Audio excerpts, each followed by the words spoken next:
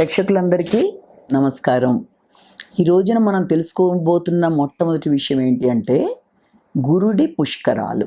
అంటే గురు పుష్కరాలు, అలాగే గురుగ్రహం రాశి మార్పు అనే విషయాల గురించి తెలుసుకుంటాం. అంటే పుష్కరాలు అన్న మాటే అర్థం ఏంటంటే 12 సంవత్సరాలకి ఒకసారి వస్తుంది ఒక్కొక్క నదికి.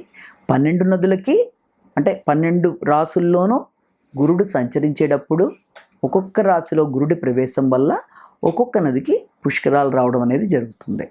అలాగే ఈ సంవత్సరం గురుడు మే 1వ తారీఖున వృషభ రాశిలోకి ప్రవేశించడం జరుగుతుంది మధ్యాహ్నం నుంచి. దానివల్ల మేలో 1వ తారీఖు నుంచి 12వ తారీఖు అంటే ఒక 12 రోజుల పాటు పుష్కరాలు అనేవి జరుగుతాయి. అంటే గురుడు వృషభ రాశిలోకి, అది కూడా కృత్తికా నక్షత్రం 2వ పాదంలోకి ప్రవేశించడం అనేది జరుగుతుంది. దానివల్ల నర్మదా నదికి పుష్కరోత్సవాలు స్టార్ట్ అవుతాయి. అయితే ఈ నర్మదా నది పుష్కరాలనే కాదు, ఏ పుష్కరాలైనా సరే ఆ రోజున అక్కడి నుంచి 12 రోజుల పాటు పుష్కరాల్లో నదీ స్నానాలు చేయడం, ఆ 12 రోజుల పాటు నదీ స్నానాలు చేయడం అనేది, తర్వాత పితృతర్పణాలు, అలాగే ముఖ్యమైన కార్యక్రమాలు, దాన ధర్మాలు ఇలాంటివన్నీ చేయడం వల్ల విశేషమైన ఫలితాలు అనేవి లభిస్తాయి అని పుష్కరాల సందర్భంగా అంటారు. అంటే సార్ధత్రికోటి తీర్థరాజ సహిత నర్మదా నదికి పుష్కరోత్సవాలు అనేవి మే 1 నుంచి 12 రోజుల పాటు జరగడం అనేది, ఆ సమయంలో గురుడు రాశి మార్పు అంటే అప్పటిదాకా మేషరాశిలో ఉండే గురుడు మే 1 నుంచి మనకి వృషభ రాశిలోకి ప్రవేశిస్తాడు. అయితే వృషభ రాశిలోకి ఆయన ప్రవేశించినప్పుడు సాధారణంగా అది మామూలుగా సహజ చక్రానికి ద్వితీయ స్థానం అవ్వడం. ద్వితీయం అనేది ఏం సూచిస్తుంది? సాధారణంగా దానికి ధనాన్ని, ఆర్థిక సంబంధమైన విషయాలని. గురుగ్రహం అంటే శుభగ్రహం. అంత శుభగ్రహం ఏ రాశిలోకి వస్తుంది? వృషభ రాశిలోకి వస్తుంది. ఆ వృషభ రాశిలోకి అంటే అది ఎవరి స్థానం? అది శుక్రుడి యొక్క స్థానం. శుక్రుడి స్థానం అయినప్పటికీ కూడా గురుడు, దేవగురుడు అంటే బృహస్పతి అనే గ్రహం వృషభ రాశిలోకి అంటే రాక్షస గురువైన శుక్రాచార్యుడి దాంట్లోకి ప్రవేశించడం జరుగుతుంది. ప్రవేశించడమే కాకుండా సహజ చక్రానికి అది ద్వితీయ స్థానం అవ్వడం వల్ల ఆర్థిక అంశాలలో అన్ని రకాలుగా అభివృద్ధికరంగా ఉంటుంది అని చెప్పచ్చు. ఇంకో రకంగా చూసినా కూడా ఆర్థిక విషయాలు కూడా ఘర్షణాత్మకంగా ఉంటాయని అనుకోవాలి. ఎందుకంటే అది శుక్రుడి స్థానం, శత్రుక్షేత్రం కాబట్టి కొంత ఘర్షణాత్మకంగా ఉంటాయి ఆర్థిక అంశాలు ఏదైనా సరే అని అనుకోవచ్చు. ఇంకో విధంగా ఎలాగైనా సరే వ్యక్తులు అంటే శుక్రుడి అంటే ఏంటి? శుక్రుడికి సంబంధించిన అంశాలైన విషయాలలో అంటే వ్యక్తులు లగ్జరీగా ఉండడానికో అవసరాల కోసమో ఏదో విధంగా చేతిలో ఆడే ధనాన్ని ఉంచుకుంటారు అన్నది మనం అందులో కూడా ఇంకో రకంగా కూడా భావన చేయొచ్చు. అయితే ఆర్థిక అంశాలన్నింటిలో కూడా ఆర్థిక సంబంధమైన విషయాలలో అభివృద్ధికరంగా ఉంటుందన్నది మనం ఇక్కడ అనుకోవచ్చు. అయితే ఇక్కడ కూడా ఈ వృషభ రాశిలో మనకి నక్షత్రాలు ఏమేమి ఉన్నాయన్నది తీసుకున్నట్లయితే కృత్తిక నక్షత్రం ఉంది, రోహిణి నక్షత్రం 4 పాదాలు ఉన్నాయి, తర్వాత మృగశిర నక్షత్రం 2 పాదాలు కూడా ఉండడం జరిగింది. కాబట్టి ఎప్పుడైతే ఈ యొక్క రోహిణి, మృగశిరలో 2 పాదాలు, అలాగే కృత్తికలో ఈ పాదాలు ఇవన్నీ తీసుకున్నట్లయితే వీటన్నిటి మించి కూడా ఈ సంవత్సరం అంతా ఒక సంవత్సరం పాటు గురుడు వెళ్ళడం అనేది జరుగుతుంది. అవన్నీ కూడా నక్షత్రాలను తీసుకున్నట్లయితే అన్నీ కూడా అంటే అటు కుజుడి నక్షత్రాలైనా, ఇటు మనకి చంద్రుడి నక్షత్రాలు తీసుకున్నా, కుజుడి నక్షత్రాలు తీసుకున్నా, రవి నక్షత్రాలు తీసుకున్న ఇవన్నీ కూడా దాదాపుగా ఈ యొక్క గురుగ్రహానికి మిత్రగ్రహాలే కావడం వల్ల, ముఖ్యంగా ఈ రవి కుజ గ్రహాలు 2 కూడా అత్యధిక మిత్రగ్రహాలు కావడం వల్ల ఎక్కువ శాతం ఇదంతా కూడా గురుడి యొక్క రాశిలో ఆయన ప్రయాణం చేసే కాలం అంతా కూడా ఆయనకి మిత్ర నక్షత్రాల్లోనే ప్రయాణం చేయడం అనేది జరుగుతుంది. అయితే ఈ ప్రయాణ సమయంలో ప్రతి రాశికి అంటే ప్రతి రాశికి కూడా ఆల్రెడీ ఇప్పుడు చూసినట్లయితే శనిగ్రహం ఎక్కడుంది, అలాగే మనకి రాహువు, కేతు వీటన్నిటితో పాటుగా ఈ వృషభ రాశిలోకి గురుడు ప్రవేశించాక ప్రతి రాశికి గురుడు ఏమవుతాడో దానికి సంబంధించిన ఫలితాలు అనేవి అందించడం అనేది జరుగుతుంది. మామూలుగా చూసుకున్నట్లయితే గురుగ్రహాన్ని మనం సంతానకారకుడిగాను గురువుని చెప్తాం, విద్యాకారకుడిగా చెప్తాం, గృహకారకుడిగా చెప్తాం, యశస్సు, తర్వాత ఏదైనా సరే ఒకటి సాధించడంలో అంటే ఒక ఆశా దృక్పథం, ఆశావహంగా సాధించడంలో, అలాగే అన్నిటికంటే ఎక్కువ ఏంటంటే వ్యాప్తి, అంటే ఆయన ఎక్కడుంటాడో దాన్ని వృద్ధి పొందిస్తాడు అన్నది కూడా మనకి తెలిసిన విషయమే. కాబట్టి ఈ గురుడు ఎక్కడ ఉంటాడు? ఆయన వృషభ రాశిలో ఉండి వృషభ రాశి నుంచి ఆయన చూసే స్థానాలు కన్యను చూస్తాడు, వృశ్చికాన్ని చూస్తాడు, మకరాన్ని కూడా చూస్తాడు. అయితే ఆయా స్థానాలను చూసినప్పుడు ముఖ్యంగా కన్యను తీసుకున్నట్లయితే కన్యలో ఆల్రెడీ కేతు ఉండడం జరిగింది. కేతు అనేది ఒక ఆధ్యాత్మిక గ్రహంగాను చెప్తాం. అలాగే దాంతోపాటుగా కేతు గ్రహానికి తల లేకుండా శరీరం ఉండడం అనేది, అంటే రాహుకేతుల గురించి వినే ఉంటారు. తల లేకుండా శరీరం మాత్రమే ఉండేది కేతు గ్రహాన్ని, అలాగే తల ఉండి శరీరం లేకుండా రాహుగ్రహాన్ని అనుకుంటారు. కనుక ఇక్కడ ఈ ఛాయాగ్రహాల్లో ఎప్పుడైతే కేతు మీద కూడా ఆయన దృష్టి ఉండడం, కేతువుని తీసుకుంటే అది 2023లో దాదాపుగా అక్టోబర్ 30 నుంచి కన్యా రాశిలోకి ప్రవేశించడం జరిగింది. కాబట్టి అప్పటి నుంచి మే 1 దాకా కేతు తన ఇండివిజువల్గా డెసిషన్స్ తీసుకునే అంశాల్లో కొంత తక్కువగా ఉంటుంది. కాబట్టి ఇప్పుడు గురుడి యొక్క దృష్టి, ఎందుకంటే సాధారణంగా గురుడి దృష్టి తనున్న స్థానం నుంచి పంచమాన్ని, సప్తమాన్ని, నవమాన్ని చూస్తాడు. కాబట్టి ప్రతి రాశి వాళ్ళకి కూడా ఇప్పుడు గురుడు వృషభ రాశిలోకి ప్రవేశించిన మీదట ఏ రాశుల వాళ్ళకి ఆయన ఏదవుతాడు అన్న దాని ప్రకారం ఇక్కడ మనకి ఫలితాలు ఆధారపడి ఉంటాయి.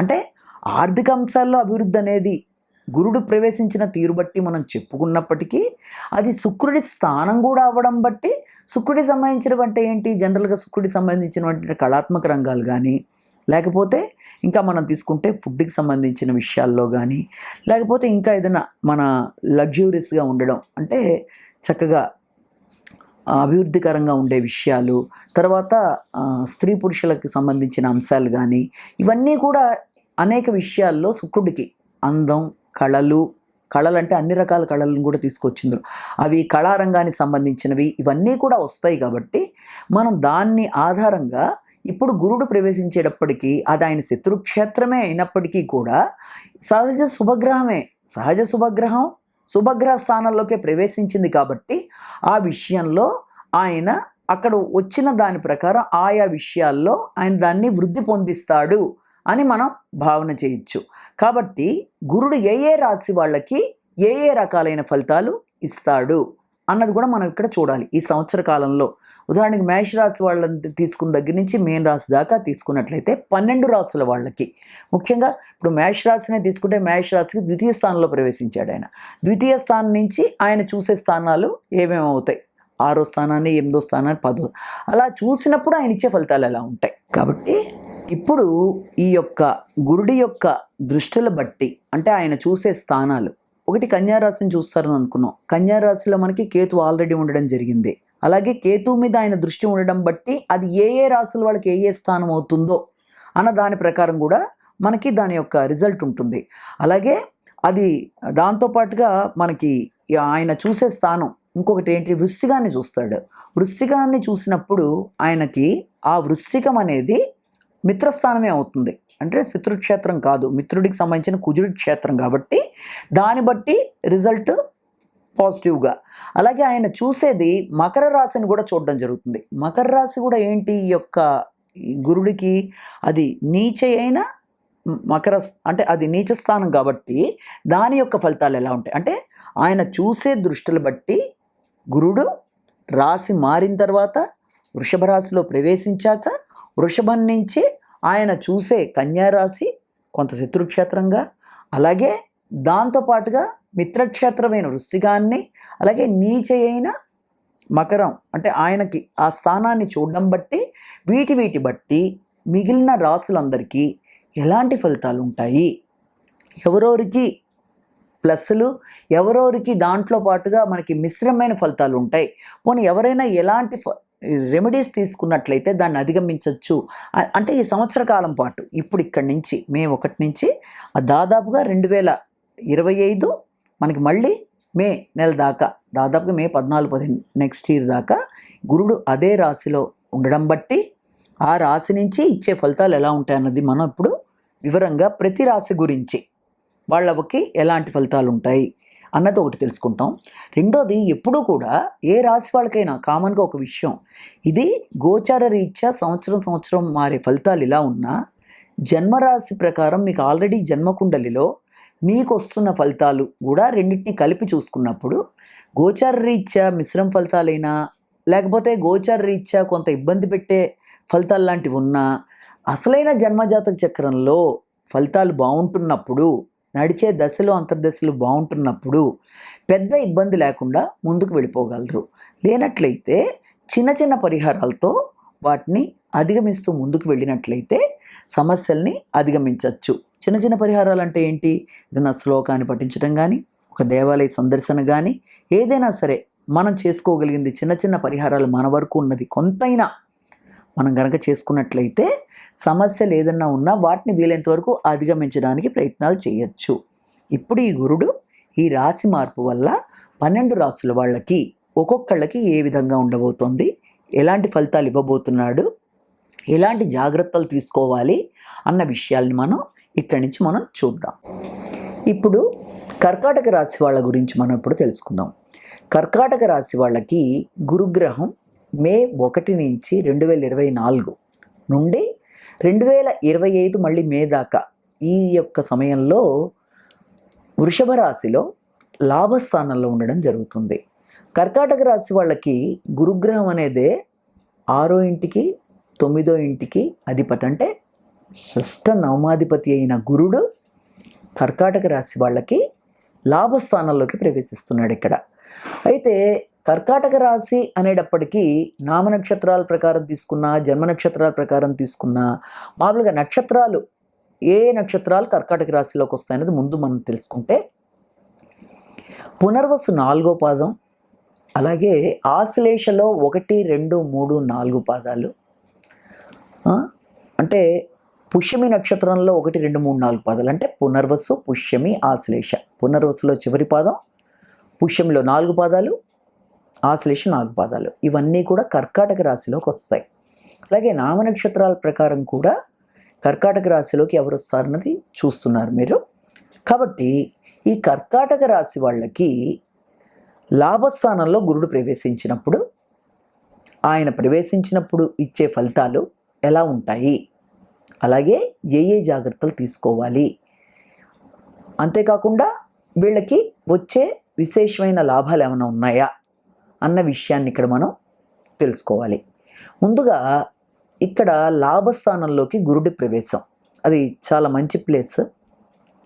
దాంట్లోకి రావడం అనేది చాలా ఎవరికైనా మంచి ఫలితాలను ఇస్తుంది. సాధారణంగా అంటే గురుడు సాధారణంగా విద్యకి, సంతానానికి, గృహానికి, తర్వాత దాంతోపాటుగా ఇంకా ఆయన ఆధ్యాత్మిక అభివృద్ధికి, ఆధ్యాత్మిక గురువులకి, తీర్థయాత్రలకి మొదలైన అనేక విషయాలకైనా కారకుడుగా చెప్తాం. అలాంటి గురుడు 6వ ఇంటికి 9వ ఇంటికి అధిపతిగా ఉంటూ ఈ వీళ్ళకి లాభంలోకి రావడం జరిగింది.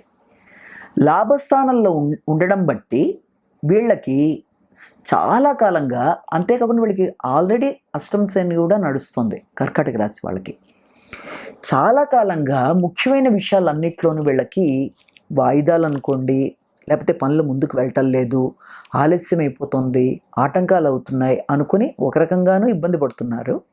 ఇదే కాకుండా ఎంతో కాలం బట్టి వీళ్ళు ఎదురు చూస్తున్న విషయాలు, అంటే ఒక నేమ్ ఫేమ్ కావచ్చు, వీళ్ళ విద్యకి తగిన గుర్తింపు కావచ్చు, లేకపోతే వీళ్ళు ఆశించిన వృత్తి కావచ్చు, ఏదైనా సరే వీళ్ళు ఏదైతే ఎదురు చూస్తున్నారో అనేక సంవత్సరాలుగా, 1-2 సంవత్సరాలుగా కాదు, అనేక సంవత్సరాలుగా అన్నీ ఉండి కూడా మేము ఆశించిన స్థాయిలో ఎందుకు మేము ఎదగలేకపోతున్నాం, ఇక ఇంతేనా అని అనుకునే వాటికి కానీ, లేకపోతే ఏదైనా సరే సాధించాలి అని పెట్టుకున్నవన్నీ కూడా ఇలా పోస్ట్ పోన్ అయిపోతున్నాయి, ఇంకెప్పటికీ ఇంతేనా అనుకునే వాటికి కానీ, ఎలాగన్నా ఒక ఇది పెట్టుకుని, అంటే ఒక ఎయిమ్ పెట్టుకుని ఆ ఎయిమ్ని సాధించాలి అనుకుంటూ కూడా అనేక సంవత్సరాలుగా వెనకబడిపోతున్నాం అనుకుంటున్న వాటికి కానీ, ఈ యొక్క లాభంలో గురుడు రావడం బట్టి వీళ్ళకి చాలా వరకు ఆ విషయాలు పాజిటివ్ అయ్యే అవకాశాలు ఉంటాయి. అంటే ఎలాగా, ముఖ్యంగా వృత్తిపరంగా కానీ, లేకపోతే ఉన్నత విద్యకు సంబంధించి కానీ, ఉన్నత విద్యలో గుర్తింపు కానీ, ఉన్నత విద్యలో ఇప్పుడు కొందరు ఏదైనా గోల్డ్ మెడల్ సాధించడం, లేకపోతే ఉన్నత విద్యలో వాళ్ళకి ఒక చక్కటి దాంట్లో అవకాశం రావడం, లేకపోతే ఉన్నత విద్యలో ప్రవేశం విషయంలో కానీ, లేకపోతే ఒక వృత్తికి సంబంధించి కానీ, లేకపోతే వీళ్ళకి ఒక ఆధిపత్యం విషయంలో కానీ, వీళ్ళకి ఒక కమ్యూనికేషన్, ఇవన్నీ విషయాల్లో కూడా వీళ్ళకి అనుకూలతలు సిద్ధించడానికి అవకాశాలు ఉంటాయి. అయితే అదే గురుడు వీళ్ళకి, ఎందుకంటే గురుడు తానున్న ప్రదేశాన్ని వృద్ధి చెందిస్తాడు అని కూడా అనుకుంటాం కాబట్టి, ఆ యొక్క లాభాలు అంటే రావాల్సిన లాభాలు విద్యాపరంగా కావచ్చు, వృత్తిపరంగా కావచ్చు, అలాగే దాంతోపాటుగా ఆర్థికమైన అంశాలు కావచ్చు, అలా అంటే ధన రూపంలో పెరగడం, అన్ని విషయాల్లోనూ ఇంతకాలం బట్టి ఎదురు చూస్తున్న విషయాల్లో అనేక సంవత్సరాలుగా చూస్తున్న దానికి ఒక చిన్న టర్నింగ్ పాయింట్గా, ప్రధానమైన టర్నింగ్ పాయింట్గా కూడా చెప్పచ్చు వీళ్ళకి. అలాగే దాంతోపాటుగా ఆ గురుడి దృష్టి లాభం నుంచి ఆయన చూస్తున్న ప్రదేశం ఏంటి, ఆయన చూసేది 11వ నుంచి 3వ ఇంటిని చూస్తున్నాడు ఆయన. 3వ ఇల్లు అంటే అక్కడ 3వ ఇంట్లో ఉన్నది కూడా ఎవరు మనకి ముఖ్యంగా తీసుకున్నట్లయితే కేతువు కూడా ఉన్నాడు. సాధారణంగా తృతీయ స్థానాన్ని మనం కమ్యూనికేషన్ చెప్తాం, పరాక్రమం చెప్తాం, అంటే నైపుణ్యాలు, స్కిల్స్, రైటింగ్ స్కిల్స్ చెప్తాము, ఇతరుల సహకారాన్ని చెప్తాము. అది ఫ్రెండ్స్ కావచ్చు, అంటే సిబ్లింగ్ అంటే తోబుట్టువులతో కానీ, ఇరుగు పొరుగుతో కానీ, మొదలైన వ్యక్తులు, అంటే వీళ్ళందరితో కూడా ఏదన్నా ఇప్పటిదాకా ఒక రకమైన ఆ వ్యక్తులతో ఏంట్లే వాళ్ళ సహకారం మనకి వద్దులే, పోలే తీసుకోవద్దులే, సేవకులతో కూడా అందరితో ఇంకా వద్దు వాళ్ళ సహకారం దేనికిలేని ఒకలాంటి ఒక వైరాగ్య భావనలు ఇప్పటిదాకా ఉన్నప్పటికీ కూడా, ఎందుకంటే అక్కడ ఇప్పటిదాకా ఉన్నది చాలా నెలలుగా కేతు ఉండడం జరిగింది. కేతు అనే గ్రహం ఏ స్థానంలో ఉంటే దాని రిలేటెడ్గా ఆ రకమైన భావనలని తగ్గించి వేయడం జరుగుతుంది. అంటే అది ధైర్య పరాక్రమాలు కావచ్చు, కమ్యూనికేషన్ కావచ్చు, లేకపోతే చిన్న చిన్న ప్రయాణాలు కావచ్చు, లేకపోతే స్నేహితులతో కానీ, ఇరుగు పొరుగు బంధుమిత్రులు ఎవరితో అయినా సరే వాళ్ళ దగ్గర సహకారం తీసుకునే విషయంలో కానీ, వాళ్ళతో ఉండే రిలేషన్స్ విషయంలో కానీ, రైటింగ్ స్కిల్స్ కానీ, లేకపోతే ఆలోచన విధాన నిర్ణయ సామర్థ్యంలో కానీ కొంత వైరుధ్యాలు, అంటే వైరుధ్యం అనే మాట కన్నా దాని మీద ఆలోచన వెళ్లకుండా అభిప్రాయ భేదాలతో అలాంటివి ఏదన్నా ఉన్నా కూడా అవన్నీ సమసిపోవడానికి ఆస్కారం అనేది గురుడి దృష్టి వల్ల వీళ్ళకి ఏర్పడుతుంది. అందుకని గురుడు లాభస్థానం నుంచి చూడడం వల్ల కమ్యూనికేషన్ స్కిల్స్, అంటే మాట చెప్పే విధానం, తర్వాత ఇతరులని ప్లీజ్ చేసే విధానం, తర్వాత ప్రయాణాల వల్ల లాభాలు రావడం అనేది, అలాగే వ్యక్తుల సహకారం, సజ్జన సహకారం, సజ్జనులను ఉపయోగించుకొని ఆధ్యాత్మిక వేలో వీళ్ళు ఎదగడం, ఇవన్నీ కూడా అందులో భాగంగానే మనం చెప్తాం. అలాగే వాళ్ళ యొక్క రైటింగ్ స్కిల్స్, రాసే విధానాలు, అలాగే కమ్యూనికేట్ చేసే విధానాలు, వాళ్ళ యొక్క పరాక్రమం పెరగడం, ఇవన్నీ కూడా వాళ్ళకి ఇంతకు ముందు కన్నా వాటి విషయంలో కొంత తప్పనిసరిగా, అంటే ఆ రకమైన వైరాగ్య భావన కాకుండా ఎవరితోనే ఏదైనా అభిప్రాయ భేదాలు ఉన్నా వాటిని సెట్ చేసుకోవడం, అంటే ఇద్దరి మధ్య అభిప్రాయ భేదాలు, ముఖ్యంగా ఏదైనా చుట్టాలు కానీ, తర్వాత ఎవరైనా ఇరుగు పొరుగు కానీ, లేకపోతే ముఖ్యమైన ఆత్మీయులతో కానీ ఏదైనా అభిప్రాయ భేదాలున్నా అవి సమసిపోవడం, వాటికి ఒక అవకాశం కలగడం, అభిప్రాయ భేదాలున్నా అవి సమసిపోవడానికి, ఇలాంటి వాటన్నిటికీ కూడా చక్కగా ఒక మంచి లైన్ లాగా ఏర్పడే సమయంగా కూడా భావించవచ్చు. అలాగే దాంతోపాటుగా అదే ఈ యొక్క గురుడి దృష్టి పంచమ స్థానం మీద కూడా పడుతుంది. పంచమ స్థానం సంతానం, తర్వాత సృజనాత్మకత, ఆలోచన విధానం, ఆధ్యాత్మిక ఆలోచనలు, ఉపాసనా బలం, తర్వాత సంతాన అభివృద్ధి, అలాగే విద్యార్థులకి విద్యాపరమైన అభివృద్ధి, ఇవన్నీ దాంట్లో మనం చెప్పుకోవడం జరుగుతుంది. అలాగే ప్రియమైన వారితో ఉండే ఇది, అవన్నీ కూడా ఆ స్థానంలో ఇప్పటిదాకా శని యొక్క దృష్టి కూడా అదే ప్రదేశంలో ఉండడం బట్టి దానివల్ల వాటి విషయంలో చాలా ఇబ్బందులు పడుతుంది. ఎందుకంటే అష్టమ శని వల్ల కొంత ఇబ్బందులు పడడం, దానివల్ల పనులు ముందుకు వెళ్ళకపోవడం, ఈ ముఖ్యమైన విషయాల్లో, అంటే సంతాన అభివృద్ధి కానీ, సంతాన సంబంధించిన ఖర్చుల విషయంలో కానీ, వాళ్ళ యొక్క అభివృద్ధితో పాటుగా ఈ యొక్క సృజనాత్మకత విషయంలో కానీ, ఆలోచనలు ఎంత ఆలోచనలు మంచిగా వస్తున్నా వాటిని ఉపయోగించుకోలేకుండా అలా నిర్వీర్యమైపోవడం ఇలాంటివన్నీ జరుగుతూ వచ్చిన గురుడి దృష్టి పడడం, ఆ గురుడు కూడా ఆ యొక్క ఈ వృశ్చికానికి మిత్ర గ్రహం అవ్వడం వల్ల ఇప్పుడు ఆలోచనలు వికసిస్తాయి, సంతానానికి సంబంధించిన అభివృద్ధికరమైన నిర్ణయాలు తీసుకుంటారు, సంతానం కూడా వీళ్ళు ఇంతవరకు అభివృద్ధి పదంలో ముందుకు వెళ్ళడానికి ప్రయత్నాలు జరగడం, ఇష్టమైన వారితో ఏదైనా సమస్యలు ఏదున్నా కూడా తొలగిపోయి ఆత్మీయంగా వ్యక్తులు దగ్గరవ్వడం అనేది వీటన్నిటికీ ఆస్కారం ఉండడం, అలాగే మీ ఆలోచనలు ఫలించటం మొదలైన వాటికి కూడా ఆస్కారం ఉంటుందని కూడా మనం ఇక్కడ భావన చేయొచ్చు.